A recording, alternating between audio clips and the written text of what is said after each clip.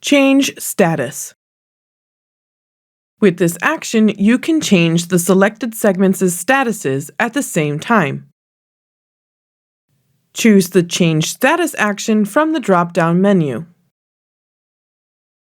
Here, you can choose which status to mark all the selected segments. You can choose from No Status, Success, or Marked with Error. Be sure to choose the correct language. Click Apply to continue. In the Segment Update window, deselect the Change Status option and click Apply. Confirm the action by clicking Apply. Once the action is processed, the Batch Action window will appear and show how many segments have been updated. Close this window to return to the working space of the editor. All the segments are now marked with green for success. This is especially helpful if you are a proofreader.